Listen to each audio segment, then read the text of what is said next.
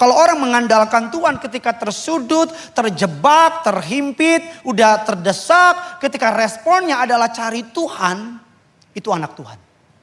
Amin. Sama-sama bilang sama saya, ketika saya takut, kurang semangat. Ketika saya takut, saya harus cari Tuhan. Sama-sama bilang sama saya, ketika saya khawatir, saya harus cari Tuhan. Sama-sama bilang sama saya, ketika saya lagi susah, saya harus cari Tuhan.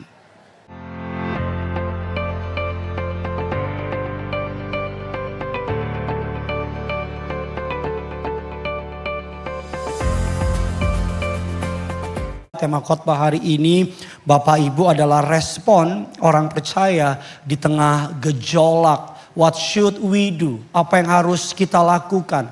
Apa yang harus kita perbuat? Bagaimana kita merespon demonstrasi demi demonstrasi? Bagaimana kita merespon mendengar para pemimpin bangsa kita? Bagaimana respon kita ketika kita dengar sebel sih? Bahkan ketika dengarnya rumahnya dirampok, kasihan sih. Tapi kayaknya pengennya lebih sebelnya lebih gede gitu. Dan seterusnya saudara. Saudara kalau mau ketawa gak dosa saudara. Tapi bagaimana cara kita merespon? Apakah kita hanya berdiam diri? Atau apakah kita hanya ikut arus? Atau adakah panggilan tinggi dari Tuhan yang ingin Tuhan sampaikan bagi setiap jemaat Tuhan? Tugas saya sebagai gembala untuk mengajar saudara. John Stott, seorang hamba Tuhan, membuat sebuah kutipan yang akan menjadi dasar dari khotbah pada hari ini. Dikatakan gereja yang tidak berdoa bagi bangsa akan kehilangan suaranya di dunia. Genap dari perkataan ini kita buka 2 Tawarik 7 ayatnya yang ke-14. 2 Tawarik 7 ayatnya yang ke-14. Sama-sama kita baca dengan semangat 45. 3, 2, ya, jika umatku yang atasnya namaku apa? Disebut apa Bapak Ibu? Merendahkan diri apa Bapak Ibu? Berdoa apa Bapak Ibu? Mencari wajahku, apalagi berbalik dari jalan-jalan yang jahat. Ada 4 Bapak Ibu, sama-sama bilang sama saya, merendahkan diri, berdoa, mencari wajah Tuhan, berbalik dari jalan yang jahat. Ini adalah term Bapak Ibu, term and condition. Ini adalah syaratnya. Dikatakan apa yang akan menjadi bagian kita. Mari kita baca. Maka apa Bapak Ibu? Aku akan mendengar dari siapa? Dari surga. Aku akan mengampuni apa? Dosa mereka. Dan aku akan apa Bapak Ibu? Memulihkan negeri mereka. Siapa yang ingin bangsa ini dipulihkan? Siapa yang ingin bangsa ini kembali kepada Yesus? Siapa yang ingin bangsa ini, Indonesia, dikenal sebagai bangsa yang percaya kepada Kristus? Bapak Ibu, memang betul ada bagian, mungkin sedikit banyak, saya nggak tahu berapa banyaknya, hanya Tuhan yang tahu. Ada bagian dari kepemimpinan bangsa ini yang membuat arah bangsa ini tidak berjalan sebagaimana mestinya. Saya mengerti ada elit-elit politik yang egois, yang serakah, yang mohon maaf jahatnya minta ampun. Tadi saya ngomong di belakang sama para penatua. Orang-orang yang memakai kursi jabatan yang Tuhan berikan tapi untuk kepentingan diri sendiri. Saya nggak tahu bagaimana nanti penghakimannya di surga. Lebih tepatnya di penghakiman tata suci Allah nanti. Saya nggak tahu, itu bukan urusan saya. Tetapi Alkitab mengatakan dari ayat ini ada bagian orang benar, pertobatan orang benar, pertobatan komunitas orang benar akan menghasilkan pemulihan atas bangsa tersebut.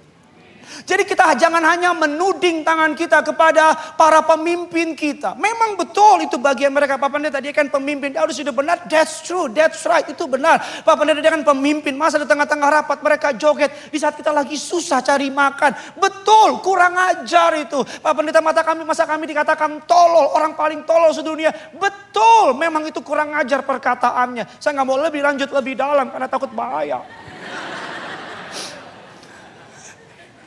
Tetapi yang ingin saya bilang sama saudara, ada bagian. Bukan saja bagian pemimpin yang bertobat. Ada bagian orang benar bertobat. Karena ayat Alkitab yang saya bilang. Apabila kita, bukan hanya saudara saya, saudara dan saya bertobat, merendahkan diri. Kata Alkitab, merendahkan diri. Dikatakan mencari wajah Tuhan. Berbalik dari jalan yang jahat. Maka aku, kata Tuhan, akan mendengar doa mereka dari surga. Alkitab bilang mengatakan, tetapi bukan telinganya kurang tajam. Bukan matanya tidak melihat. Tapi yang menjadi pemisah antara engkau dengan Tuhan adalah apa Bapak Ibu? Adalah dosa. Oleh karena itu Bapak Ibu, mari kita berharap, bukan saja kita meminta, Bapak Ibu izinkan saya ngomongin, mungkin saudara kaget karena dengar ada pendeta ngomong gitu. Pak Pendeta bukannya malah Pak Pendeta mengkritisi pemimpin, betul.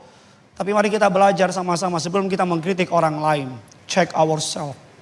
Jangan-jangan ada bagian kutuk dari bangsa ini karena perbuatan kita. Jangan-jangan kamu yang masih main kuasa kegelapan. Kamu yang masih pakai opo-opo. Kamu yang masih hidup dalam perjinahan, percabulan. Kamu masih hidup dalam tidak takut akan Tuhan. Jangan-jangan ada bagian dari kita yang mengakibatkan bangsa ini tidak bisa lepas dari yang namanya segala problematik dan problematik lainnya. Jangan-jangan ketika kita berdoa, Tuhan jamah pemimpin kami. Suara Roh Kudus di hati kita bilang, kamu pun perlu dijamah. Jadi saudara nggak jawab respon saya, kamu memang perlu dijamah. Mari kita akan belajar Bapak Ibu jemaat yang dikasihi Tuhan. Saya memberikan apresiasi kepada saudara. Saudara yang datang yang tidak datang pun nonton streaming, saya mengerti. Tapi saudara yang datang pun kemari, saya memberikan saudara, memang saudara orang yang berani saudara. Kok gak ada yang amin sih? Amin saudara. Saudara orang yang berani. Ada orang tadi jemaat WA saya, Pak Pendeta, bandara full, penuh. Orang pada keluar negeri. Saya tanya, kok ibu tahu? Saya juga mau keluar negeri, Bu. Orang pada lari ke Singapura, ke Amerika. Enak kalau punya duit. Enak kalau ada rumah di Singapura, di Amerika. Saudara kan gak lari karena saudara cinta Tuhan. Kok gak amin? Saudara kan gak lari karena saudara cinta. Mari kita akan belajar pada hari ini. Apa yang harus kita lakukan? Bapak Ibu, hari ini khotbah saya akan duet sama istri saya. Bapak Ibu, apa yang harus kita lakukan untuk kita merespon di masa-masa gejolak ini? Dan doa saya kira boleh menjadi guidance bagi jemaat Tuhan. Bapak Ibu, 1-2 minggu ini kita dipertontonkan. Hati-hati sama mulutmu. Betul? Udah bertahun-tahun loh, berkali-kali loh. Tuhan itu ahlinya ngangkat, nurunin. Dari turunin, diangkat. Tuhan ahlinya. Kadang-kadang yang ngangkat kamu, mulutmu. Yang nurunin kamu, juga mulutmu. Siapa yang duga? Cuman ngomong, mohon maaf, orang paling tolol sedunia. Langsung Iron Man keluar. Hermes keluar. Saudara kayaknya kita punya sumber informasi sama gampangnya. Ketawamu cepat sekali. Siapa yang duga cuma joget-joget doang. Langsung. Saya gak sebutin lagi lah, saudara tahu lah semua. Hati-hati. Dari sekolah minggu kita diajar. Hati-hati gunakan mulut. Kalau zaman sekarang diganti. Hati-hati gunakan moncongmu. Ya, hati-hati. Tidak ada orang yang kebal sama yang namanya tabur tuai. Tidak ada. Bedakan karma. Karma itu bukan kekristenan. Tabur tuai itu ada dalam kekristenan. Tabur yang baik. Karena apapun yang kamu tabur, suatu hari kejar kamu. Saya ulang lagi. Apapun yang kamu tabur, baik atau buruk, suatu hari kejar kamu. Jadi taburan itu adalah benih. Apa buahnya kamu gak bisa pilih. Karena itu otomatis. Tidak ada orang yang kebal, sepowerful apapun. Se-educated apapun. Sekuat apapun, se-anointed apapun. Sama tabur tuai. Tabur yang baik. Tabur yang baik. Mulutmu itu jangan jahat sama orang. Bukan hanya mulutmu, matamu. Kadang matamu begini.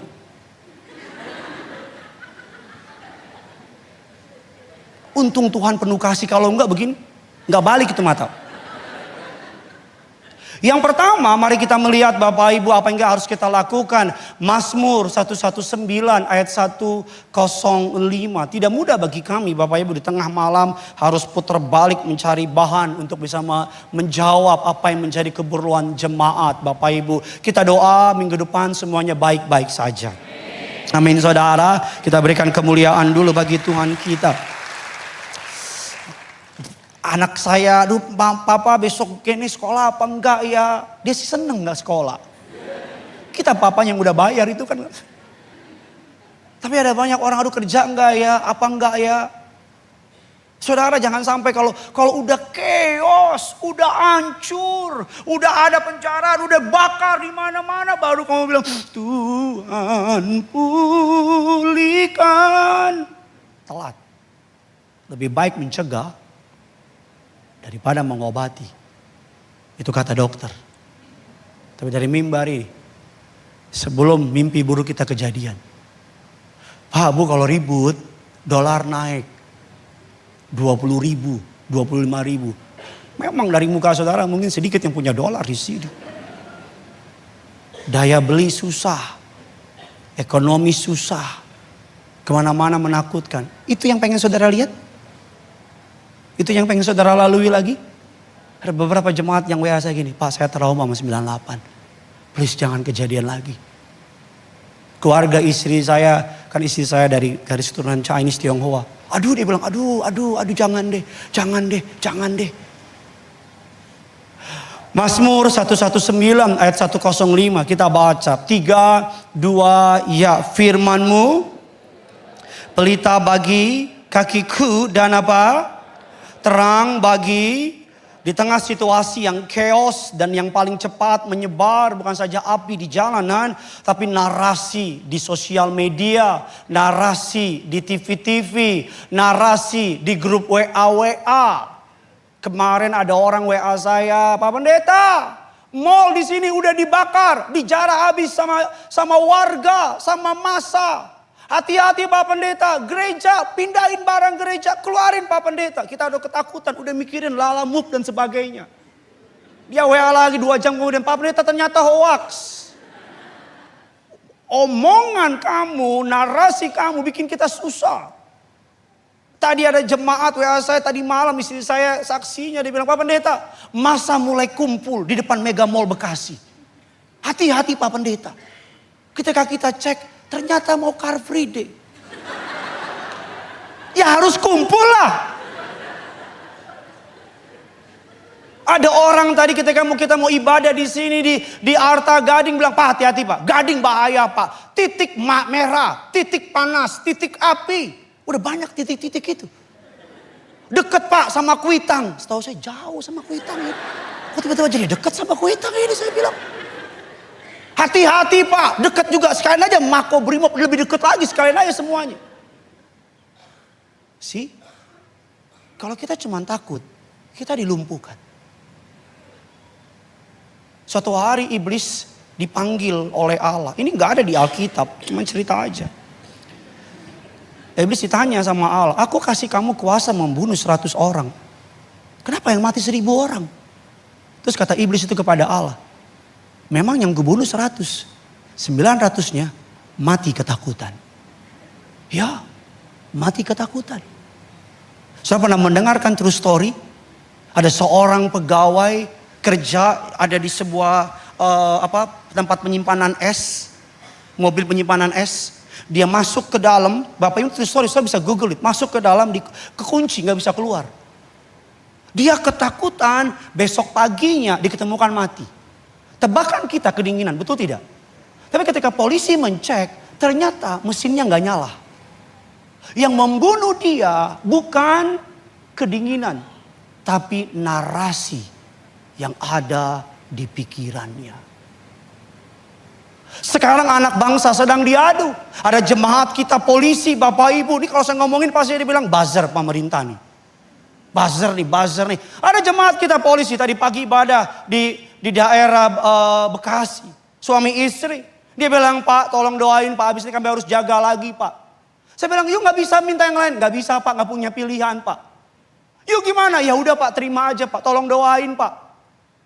Bayangin Bayangin sama-sama anak bangsa. Diadu.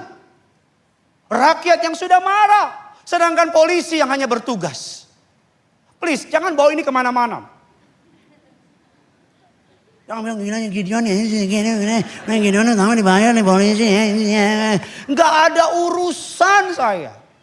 Kita hidup di masyarakat, benar tidak perkataan saya? Kita hidup di masyarakat, Bapak Ibu, yang kalau kata yang namanya Rick Warren, seorang hamba Tuhan, mengatakan demikian, Bapak Ibu. Kita hidup di masyarakat, our culture, percaya atau menerima kalau kita disagree sama mayoritas, maka kita dianggap membenci mereka. Kita kan sedang berada di sebuah narasi besar bahwa semua harus A. Kalau ada yang B, dianggap penyusup lah, dianggap buzzer lah. Saudara diam, saudara bikin saya nggak pede khotbah di saudara. Narasi. Narasi saya bisa salah. Narasi pemerintah bisa salah. Narasi buzzer pasti salah. Satu-satunya narasi yang gak akan pernah salah. Firman Tuhan. Itu harus menjadi pertama dan terutama. Itu yang harus menjadi akar saudara di tengah masa chaotic moment ini. Itu yang harus menjadi sebuah akar saudara. Yang pertama, kebenaran yang saya bagikan sama saudara di masa-masa uncertainty seperti ini. Tetap berakar pada firman Tuhan. Firman Tuhan menjadi jangkar. Bapak Ibu jangan menjadi orang percaya yang ngekor. Tahu ngekor kan? Cuman ngikutin media arus nasional. Ikut. Kita kayak gak punya pengertian. Alkitab saya mengatakan dengan sangat tegas bahwa Alkitab firman Allah kebenarannya dulu, sekarang, dan sampai selama-lamanya. Raja-raja berusaha menghancurkan. Pemerintah-pemerintah berusaha menghancurkan. Banyak penguasa berusaha menghancurkan. Tapi Alkitab dulu, sekarang, sampai selama-lamanya kuasanya tidak pernah berubah. Apa maksud perkataan saya? Setiap kali kamu ingin membuat tulisan di sosial media, ingat, sesuai firman Tuhan apa tidak? Billy Graham mengatakan sebuah kutipan yang menarik.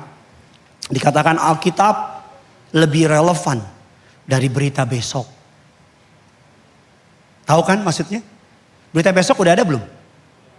Artinya apa? Dia mau bilang begini, bahwa sekalipun masa depan belum pasti, Alkitab dapat dipercaya. Amin. Alkitab itu seperti kompas. Apa yang membuat pilot di tengah kegelapan udara ketika ada guncangan? Pilot tidak boleh mempercayai instingnya, bisa salah. Pilot tidak boleh mempercayai perkataan co-pilotnya, bisa salah. Pilot cuma perlu melihat kompas. Kemana kompas menuntun? Bapak Ibu marah boleh, demo silakan. Mau komentar di sosial media, do it. Tapi ingat, kamu anak Tuhan. Saya tadi malam melihat ke sebuah akun yang digeruduk oleh rakyat. Akunnya itu yang komen 86.500 K. Komen. Maki-maki semua. Maaf ya, tolol, segala macem. Tolol. Saya cari yang namanya berbau Kristen. Ada satu nama namanya Maria. Ini Maria nih saya cerita. Saya klik dulu, tek. Ada fotonya, bionya namanya Maria. Saya nggak detail karena nanti dia dengar. Maria, bionya di bawah, the Lord is my shepherd. I shall not want. Gue bilang sedap. DP pertama yang dipin, yang dipeniti itu. Pakai baju. Belakangnya gereja. Ada ayat juga, ada ayat lagi. Saya nggak mau sebut, kan terlalu detail. Nanti overshare. Tapi komennya di akun yang Iron Man itu, saya cari deh. Kadang-kadang memang kalau lagi stres lihat komen itu lucu-lucu sih, kayak Tapi ingat, nggak boleh ketawain. Oh ya maaf. Tapi ingat lucu juga sih. Komen ini begini. L titik titik titik. Terus menyebutkan sebuah bentuk dari tubuh laki-laki. Selalu saya bilang, mana tuh the Lord is my shepherd? I shall not want. Ya, marah manusia. Siapa yang gak marah? Siapa yang gak emosi? Lihat keadaan bangsa ini. Siapa yang hati-hati ngomong streaming? Siapa yang marahlah, marahlah. Kita susah-susah dan sebagainya. Kita lihat. Tapi maksud saya, kalau udah mulai ngebakar kan udah gak bener. Betul tidak? Itu kan bukan manusia. Halo? Kalau udah mulai jebak orang dan orang itu dibakar hidup-hidup. Itu mohon maaf. Bangsa kita bukan bangsa pencuri. Amin. Bangsa kita bukan bangsa perampok. Betul beberapa banyak TKW. Tapi kita bukan bangsa pencuri. Kita bukan bangsa perampok. Tunjukkanlah bahwa kita anak Tuhan. Amin. Demo aja yang sopan. Shalom. Ada sukacita? Sebagai anak Tuhan, izinkan saya membuka dengan firman Allah. Pada mulanya adalah firman. Takut Tuhan adalah permohonan akan hikmat. Jadi yang terhormat. Paling lu ditinggalin. Amin. Sama-sama bilang sama saya anak Tuhan. Bilang kiri kanan saudara, kita anak Tuhan. Amin saudara. Hati-hati. Ribut-ribut, maki-maki. Tadi malam sampai jam berapa sama istri kita? Jam 2. Saya tidur jam 2, saya lihat masih buka terus. Ampun, maki-maki. Udah mulai muncul. Ternyata si ini punya simpanan 3, muncul simpanannya. Terus saya lihat, oh, udah mulai liar. Yang kedua, Bapak Ibu, Filipi 4 ayat 6 dan ke-7. What should we do? Apa harus kita lakukan di tengah-tengah guncangan yang sedang terjadi? Yang kedua, mari kita lihat Filipi 4 ayat 6 dan ke-7. 3, 2, ya. Janganlah, tetapi nyatakanlah apa? Kepada Allah dalam apa? Doa dan dengan ucapan syukur. Ayat yang ke-7 kita baca sama-sama Bapak Ibu.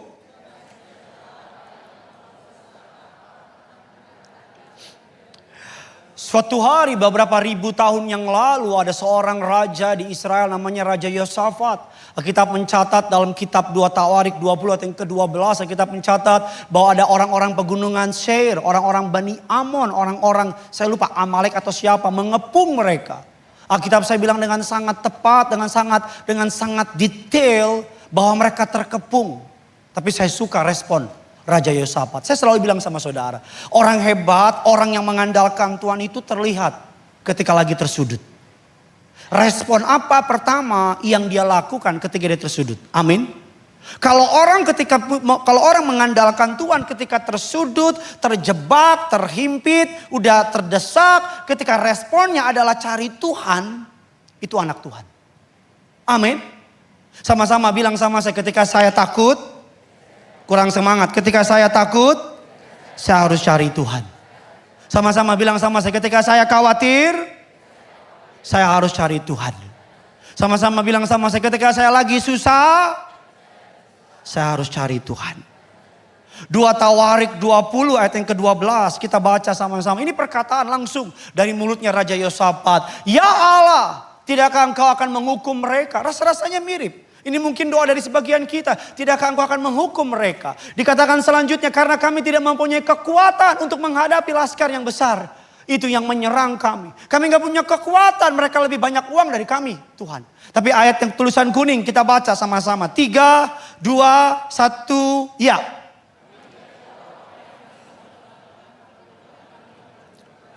Kami tidak tahu apa yang harus, tetapi apa Bapak Ibu?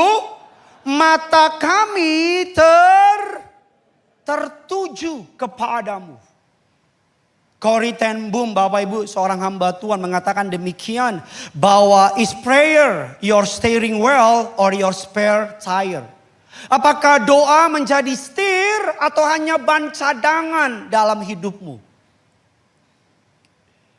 Ketika masa lagi sukar ini Bapak Ibu, ketika keadaan lagi sulit pada 1907 di Pyongyang, ketika negara baru habis lepas dijajah, perang saudara, muncul anak-anak Tuhan yang haus akan Tuhan. Muncul anak-anak Tuhan yang rindu akan kehadiran Tuhan. Orang-orang ini Bapak Ibu hanya beberapa ratus, mereka berkumpul bersyafaat. Muncullah istilah yang namanya mountain prayer, doa gunung. Mereka masuk ke bukit-bukit dan berlutut meminta perkenanan Tuhan atas Korea. Dan kalau saudara mempelajari sejarah gereja, saudara akan menemukan bahwa dalam 100 tahun terakhir, salah satu negara yang paling banyak mengirim misionaris ke Eropa, ke Afrika, ke Asia, negara pertama paling banyak salah satunya di luar negara Eropa adalah Korea.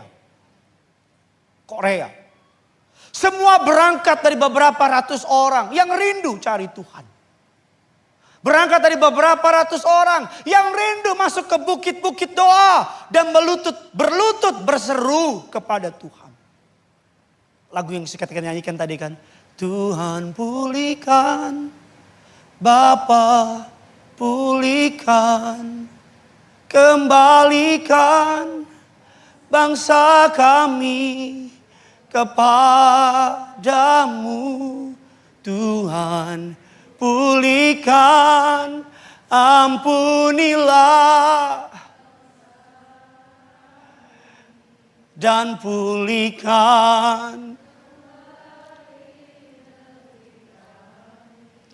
Memang kalau ada gempa bumi besar di bangsa ini, kita juga yang susah.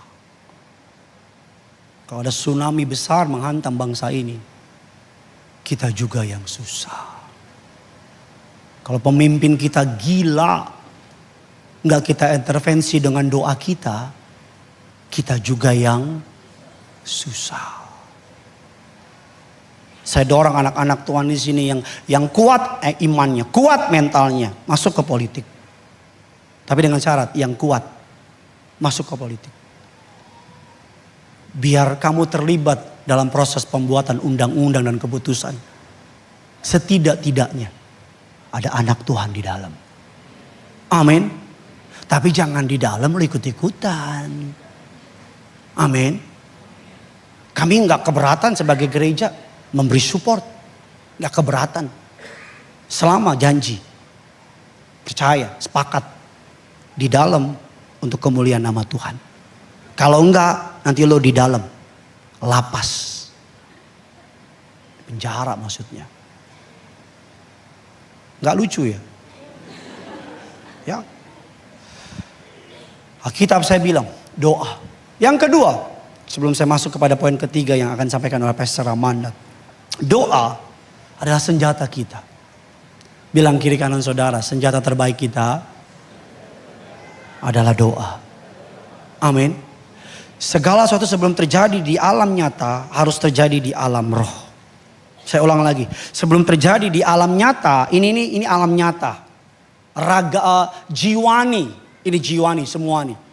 Merasa, memegang, melihat, mengecap. Tapi ada yang namanya ragawi. Di dalam roh. Tanpa menakut-nakutkan saudara, saya percaya di alam roh ada kuasa-kuasa kegelapan yang pengen ngambil Indonesia. Betul tidak? Yang pengen ngancurin Indonesia. Doa. Bapak Ibu, saya akan tutup dengan ini. Izinkan saya ngomong ini. Saya udah ngomong dari pagi. Ini prophetic message. Ini pesan prophetic dari mimbar yang kudus ini. Guncangan. Di momen guncangan ini. Kamu jangan dilumpuhkan oleh ketakutan. Tapi kamu minta sama Tuhan.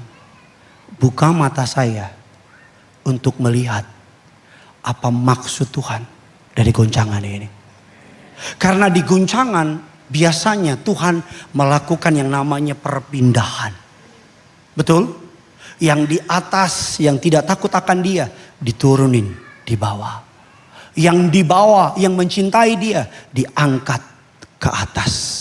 Yang di atas berkelimpahan, tidak takut akan dia, dipermalukan. Yang dibawa kekurangan, takut akan dia, diberikan kelimpahan. Itu biasa terjadi di guncangan. Suatu hari ada seorang petani kentang, Bapak Ibu, dia memanen kentangnya. Dan seluruh petani melihat dia karena cara dia memanen kentang cukup unik. Kentang besar, kentang kecil ditaruh di satu basket, satu keranjang. Seorang petani yang cukup tua bilang sama dia, Pak, kentang besar, kentang kecil jangan jadi satu. Harganya mahal. Kentang besar lebih mahal. Kalau dipisah nanti di pasar, Bapak terlambat. Kata petani ini bilang, nggak apa-apa. Ternyata petani ini punya cara yang unik. Di saat para petani kentang melewati jalan yang mulus, jalan tol, jalan yang sudah diaspal, petani ini melewati jalan desa yang berlubang-lubang. Dan ketika melalui lubang, melalui guncangan, terjadilah guncangan, Bapak Ibu. Dan kentang yang di belakang mobil petani kentang itu, terjadilah hukum alam. Di tengah guncangan, kentang yang kecil melorot ke bawah. Kentang yang besar timbul ke atas.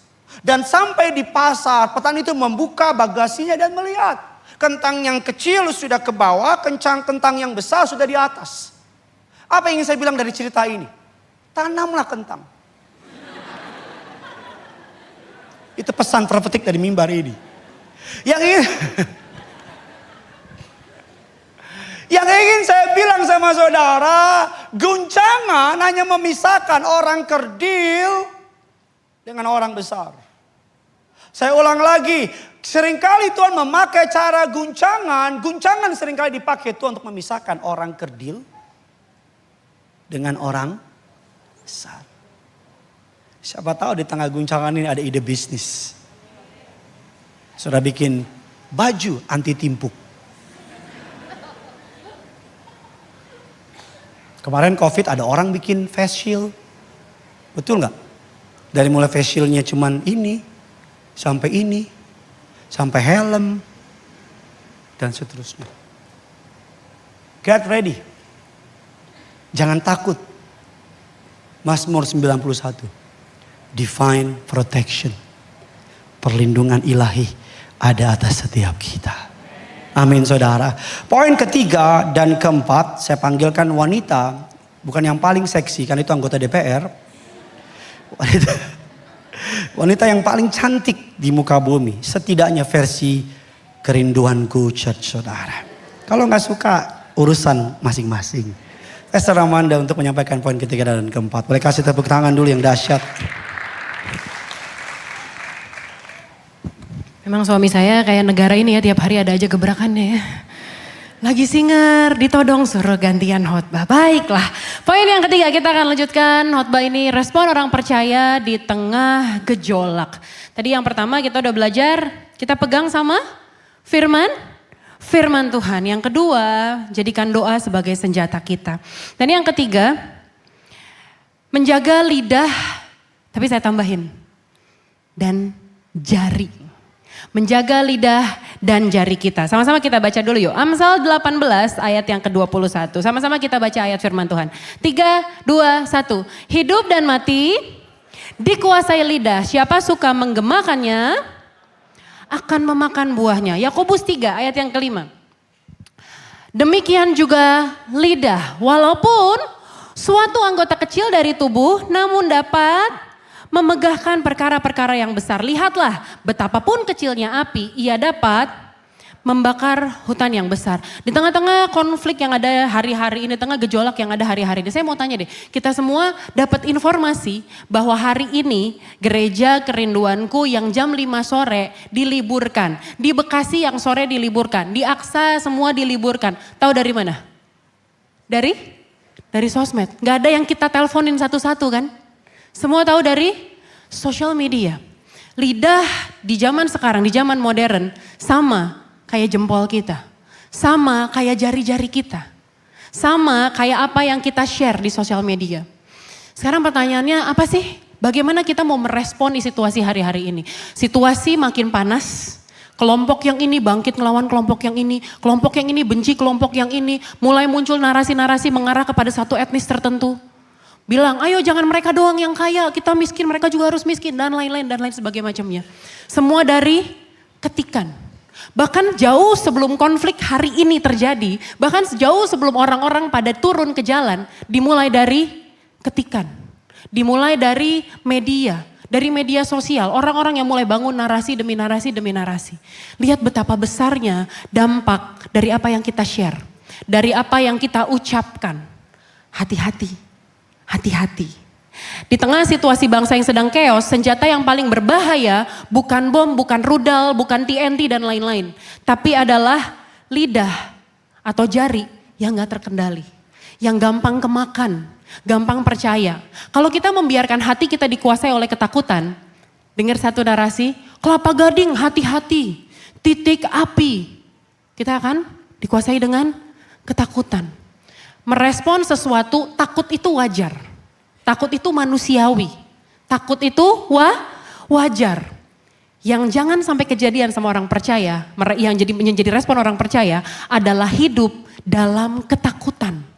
Itu yang bahaya. Hidup dalam ketakutan yang bahaya. Banyak kerusuhan tadi saya bilang, bukan lahir di jalanan, tapi justru dimulai dari layar handphone. Dimulai dari situ. Bayangin, kayak tadi firman Tuhan bilang apa? Lidah. Dari yang kecil, satu anggota tubuh yang kecil, tapi dapat melakukan banyak perkara. Sama seperti api yang kecil, bisa bakar hutan. Ingat kejadian beberapa waktu yang lalu di Bromo?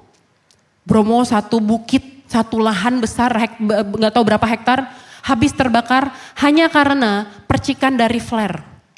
Orang foto pre-wedding.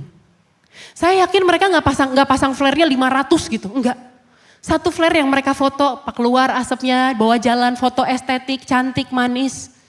Percikannya ngebakar satu Bromo. Butuh bertahun-tahun untuk memulihkan keadaannya. Firman Tuhan bilang, lidah kayak api itu. Walaupun kecil, tapi efeknya gede banget loh. Dampaknya besar banget loh. Rick Warren bilang begini, our culture has accepted two huge lives. If you disagree with someone's lifestyle, you must hate them.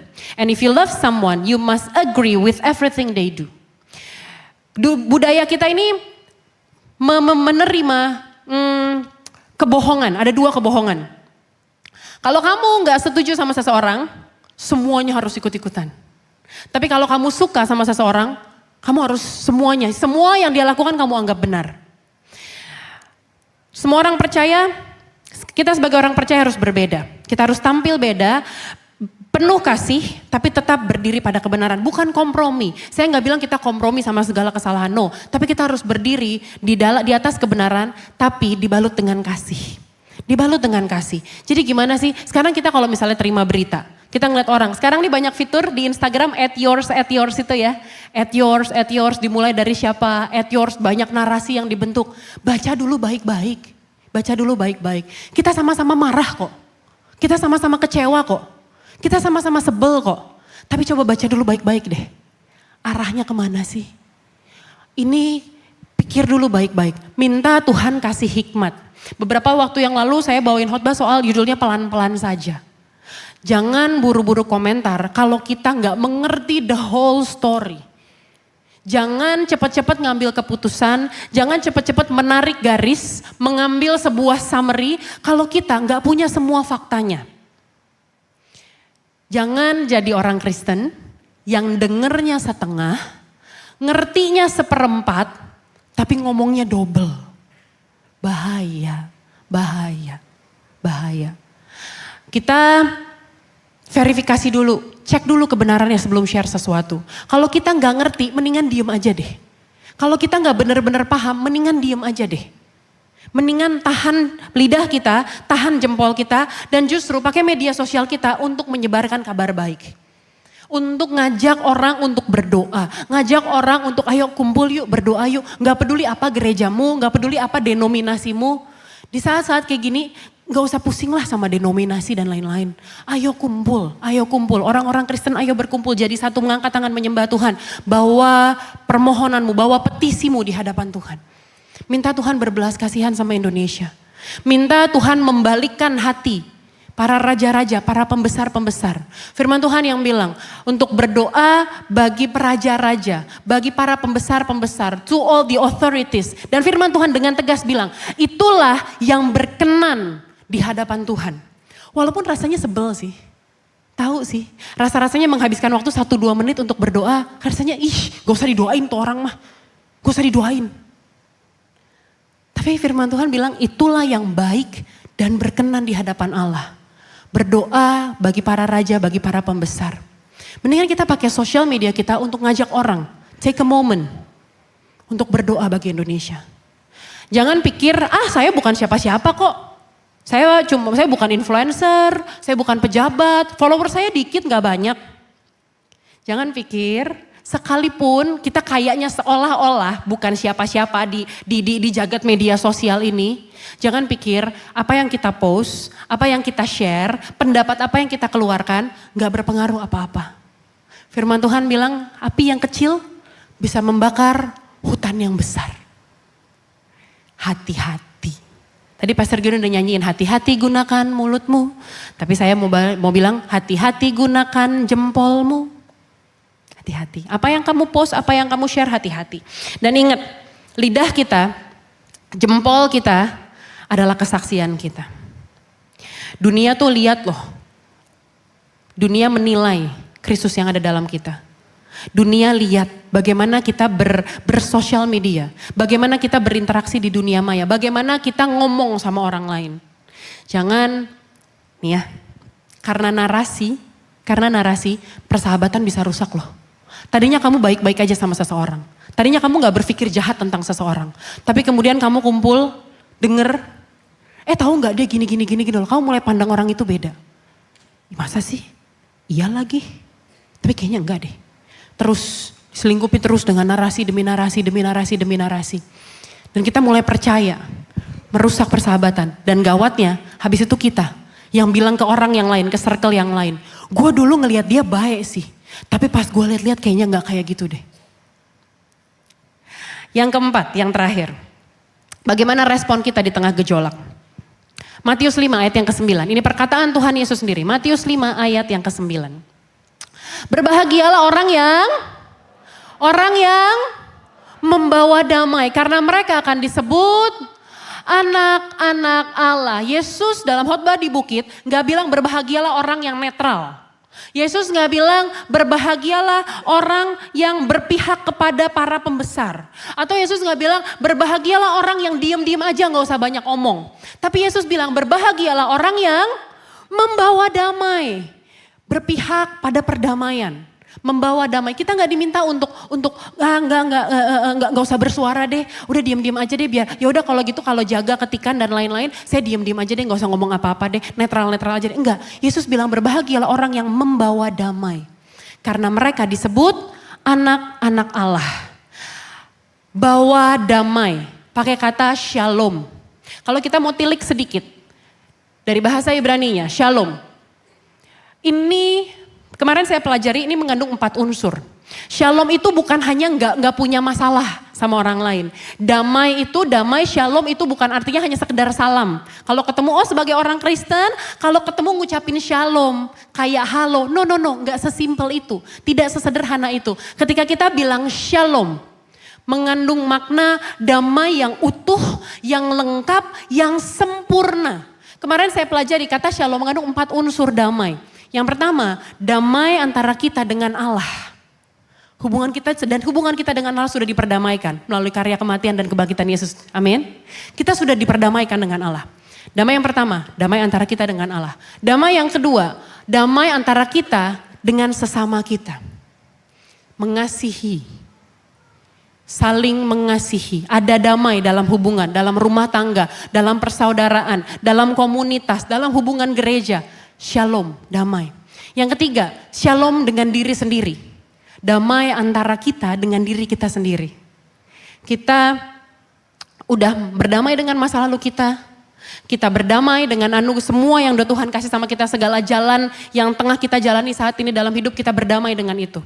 Damai dengan diri sendiri. Dan yang terakhir, yang keempat, menjadi damai. Si pembawa damai.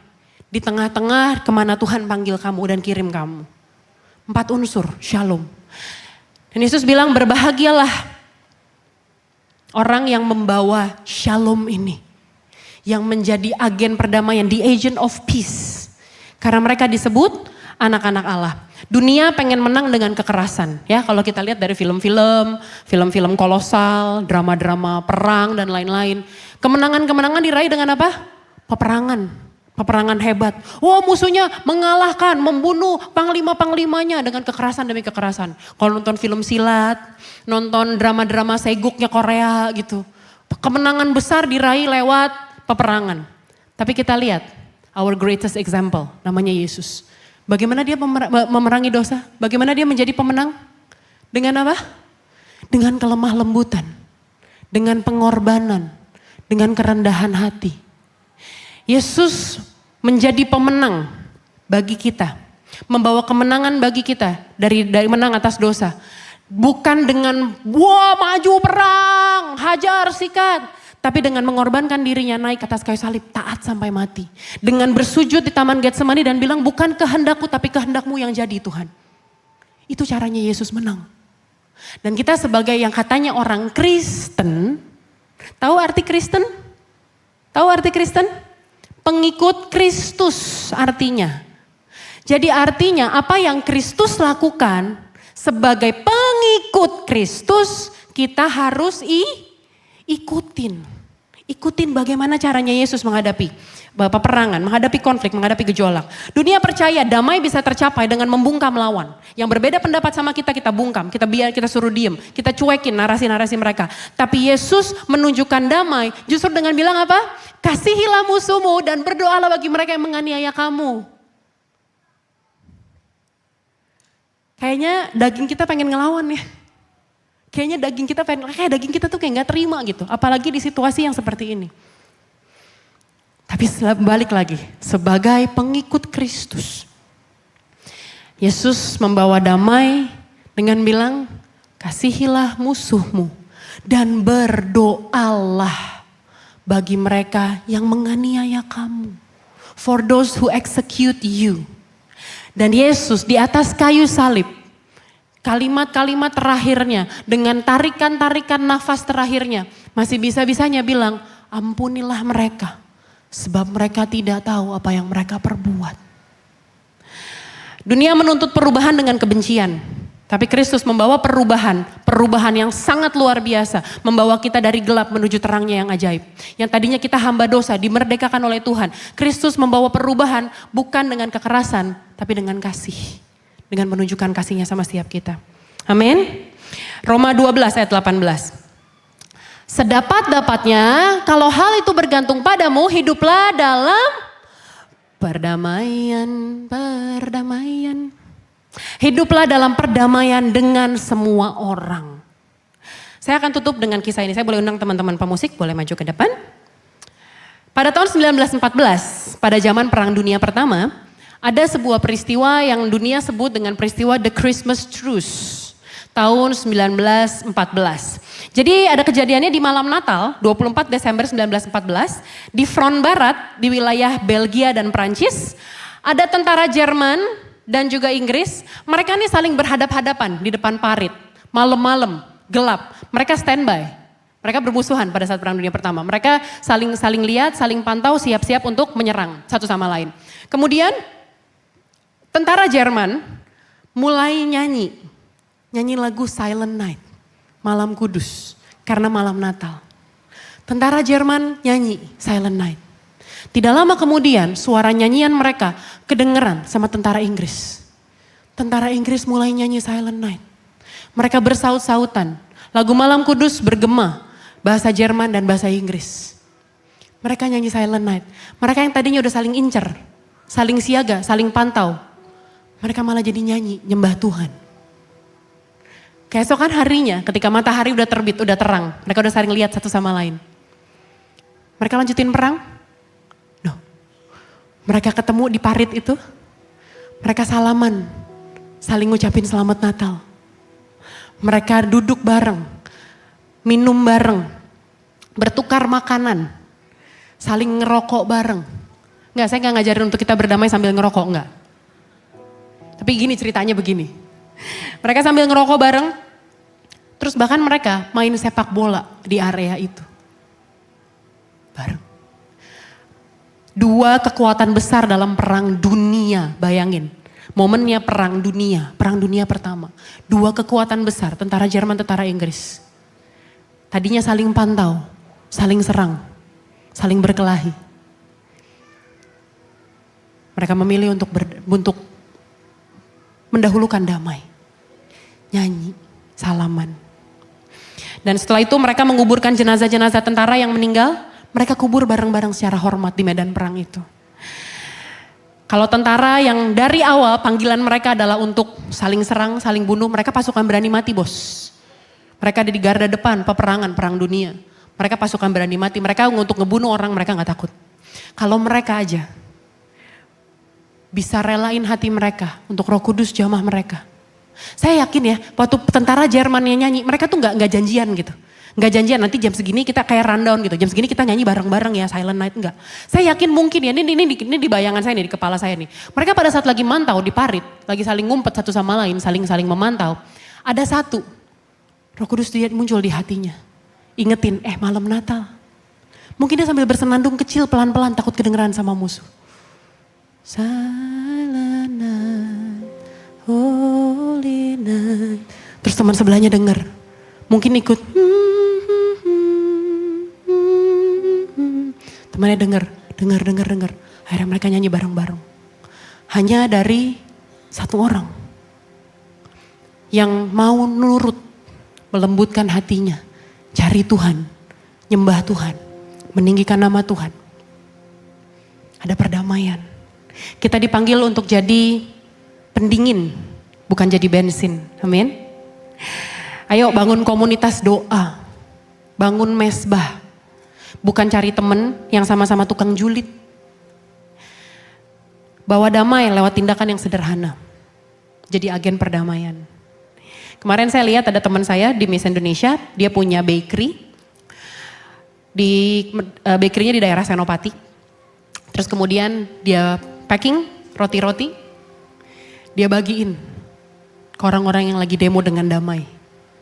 Dia turun ke jalan dengan bajunya, dia bagiin, Pak semangat ya Pak, saya titip aspirasi saya ke Bapak. Saya titip perjuangan saya ke Bapak. Izinkan saya kasih ya Pak, ada videonya tadi, saya baru lihat. Bawa agen perdamaian, jadi agen perdamaian. Dan ingat siapa kita, ingat identitas kita. Kita bukan buzzer. Ada yang terima 150 juta? Kita bukan buzzer. Kita ini anak Tuhan. Tadi saya bilang kita ini Kristen. Artinya pengikut Kristus. Apa yang Kristus lakukan sebagai pengikut Kristus, kita ikutin. Kristus bawa damai. Kristus lemah lembut. Firman Tuhan bilang dia panjang sabar dan berlimpah kasih setia. Sama-sama kita tutup Alkitab kita.